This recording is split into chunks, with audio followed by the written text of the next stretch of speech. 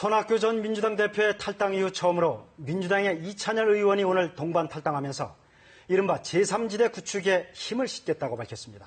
손 전 대표는 국민의당 안철수 전 대표와 정권 교체를 위해서 힘을 모으기로 한 것으로 전해졌습니다. 김용준 기자가 보도합니다. 손학규계의 더불어민주당 이찬열 의원이 탈당을 선언했습니다. 손 전 대표의 탈당 이후 첫 동반 탈당입니다. 이제는 손학규 대표님을 도울 때가 됐습니다. 당적을 떠나 손학규 대표님과 함께하기로. 이찬열 의원은 정권 창출을 위해 손 전 대표를 중심으로 한 제3지대 구축이 필요하다고 강조했습니다. 손 전 대표도 정계복귀와 함께 발간한 저서에서 제3지대 구축 가능성을 시사했습니다. 책에는 안철수 전 국민의당 대표가 지난 8월 자신을 찾아와 국민의당 입당을 제안했고, 이에 손 전 대표가 힘을 합쳐 10년 이상 갈 수 있는 정권 교체를 하자며 화답했다고 적혀 있습니다. 이에 따라 궁극적으로 손 전 대표와 안 전 대표가 연대할 것이란 전망이 나오고 있습니다. 전체적인 맥락은 그대로 쓰신 것 아닌가 싶습니다. 당장 국민의당 지도부는 손 전 대표와 전화 통화를 갖는 등 영입에 공을 들이고 있습니다. 그러나 손 전 대표 측은 현재로선 국민의당 입당 가능성은 크지 않으며 당분간 개헌을 화두로 각계 인사들을 만날 계획이라고 전했습니다. KBS 뉴스 김용준입니다.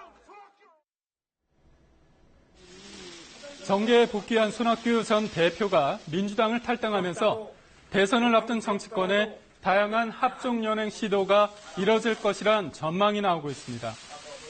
먼저 손 전 대표는 추가로 민주당을 탈당하는 의원들과 함께 당분간 독자 세력화에 주력할 것으로 보입니다.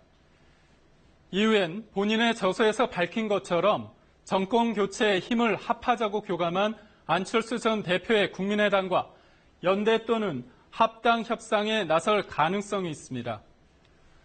또 개헌론자라면 여야를 막론하고 손을 잡을 수 있다는 길을 열어둔 만큼 각 당의 비주류 세력과의 연대 가능성이 주목됩니다. 야권에선 김종인 전 대표 등 친문 주류 진영과 멀어진 의원들이 합류 대상으로 꼽히고 있습니다. 여권에선 이미 제3지대로 나와 중도 성향의 통합을 주장하고 있는 정의화 전 의장과 이재호 전 의원 등이 연대 세력으로 거론됩니다. 여기에 유승민, 정병국 의원 같은 여당 비박계 의원들도 접촉을 꺼릴 이유는 없다는 분위기입니다.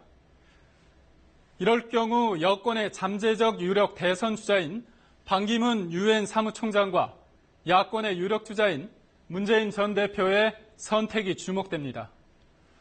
반 총장이 대권 도전을 결정한 뒤 바로 여당행을 택할 수도 있지만 제3지대에서 관망하며 연대를 모색할 가능성도 있습니다. 문재인 전 대표도 야권 통합을 통한 대선 승리를 목표로 삼는 만큼 제3지대로 이탈한 야권 인사들과의 대통합을 시도할 것으로 보입니다. 대권 구도를 요동치게 할 제3지대론이 떠오르게 된 배경 등을 남승우 기자가 계속해서 전해드립니다. 제3지대론의 활력을 불어넣은 건 16년 만에 찾아온 여소야대 정국입니다.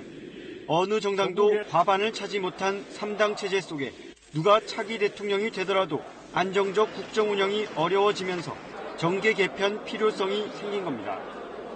새누리당은 친박계, 민주당은 친문계가 지도부를 공고히 장악하면서 양쪽 모두 비주류의 원심력이 커진 점도 제3지대론의 동력을 제공하고 있습니다. 실제로 여야 비주류 잠룡들은 잇따라 양극단을 배제한 중간지대를 만들자는 목소리를 내고 있습니다. 양 진영이 일전을 치르고 난 뒤 전부 아니면 전무라는 극단적 결과를 낳는 현행 대통령제를 분권형 제도로 바꾸자는 정치권 일각의 목소리도 개헌을 고리로 한 세력 재편론에 힘을 싣고 있습니다. 그러나 제3지대론이 실제 결실로 이어질지는 미지수입니다. 과거의 제3지대와 다른 거는 너무 많은 거예요. 제3지대를 치를 사람들이. 그러니까 이거를 하나로 통합할 수 있는 힘이 과연 나올 것이냐라는 문제가 나온단 말이에요. 하지만 야권 전체를 끌어안으며 대선 경선 흥행을 이루려던 민주당의 구상에 경고등이 켜지고 반기문 유엔 사무총장의 선택지가 늘어나는 등 제3지대론이 대권 구도를 흔들어 놓고 있는 건 분명해 보입니다. KBS 뉴스 남승우입니다.